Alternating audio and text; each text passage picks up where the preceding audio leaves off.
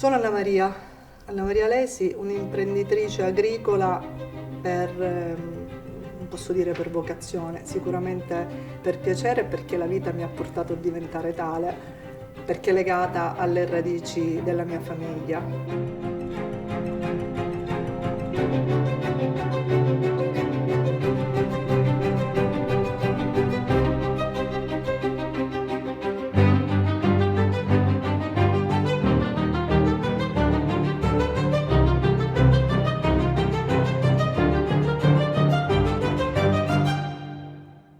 Mio padre è uno dei soci fondatori della Sette Soli, che mi ricordo ci sono sempre stata, perché la cantina, nata nel secondo dopoguerra, ha dato la possibilità ad alcuni soci di dare valore a quello che loro realmente producevano, a quello che hanno creato, perché si era smembrata un po' tutta la viticoltura e tutto quello che era la produzione a Menfi.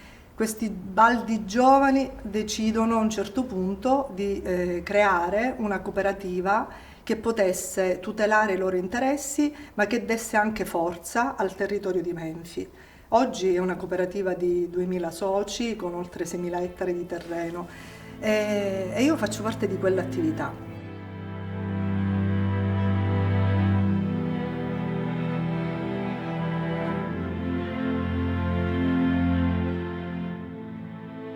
Sono nata nella terra, ma non sono nata come imprenditrice agricola, perché il mio percorso è più di una professionista che sapeva di scuola, che sapeva di studio, perché papà diceva: no, non lo devi fare il mio mestiere, anche se mi piace tanto, forse domani, dedicati un po' più ad altro. Quindi ho fatto questa mia esperienza che mi ha portato a diventare una commercialista, che poi è tornata a Menfi con sicuramente un valore aggiunto e comunque con il desiderio questa volta di restarci, perché Menfi ha bisogno di nuove partecipazioni che possono dare lustro di tipo diverso, perché sta cambiando tutto. Oggi ci sono 20 milioni di bottiglie che fanno della Sette Soli una delle più grosse cooperative d'Europa. L'imprenditoria agricola e quindi il settore agricolo è quello che soffre più di tutti, perché ha a che fare con delle condizioni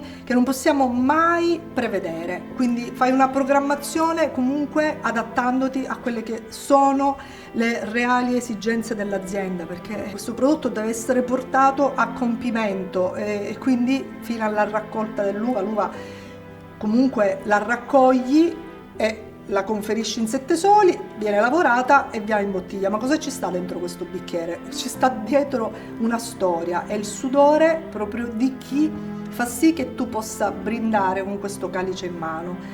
E non è roba da poco, è una cosa che oggi viene molto sottovalutata, però è una cosa che dovrebbe essere tanto attenzionata e tanto considerata, perché è proprio la storia del prodotto dentro il bicchiere che arricchisce un territorio, arricchisce un'azienda e fa la storia di tutto e ti dà la possibilità realmente di poter parlare di quello di cui hai vissuto. E il mio vissuto è questo, che quindi non posso assolutamente sottovalutare, che trasmetto ai miei figli. Io dico sempre ai miei figli, Sara e Michele, che spero che siano il mio testimone e il nostro seguito, che qualunque cosa accada ci vediamo a casa. La terra mi dice, l'azienda mi dice: qualunque cosa accada non ti abbandonerò. Chi lavora nella terra non ha paura di niente, perché vivi di rumori, vivi di silenzi, vivi di contatto e sei sola con te stessa.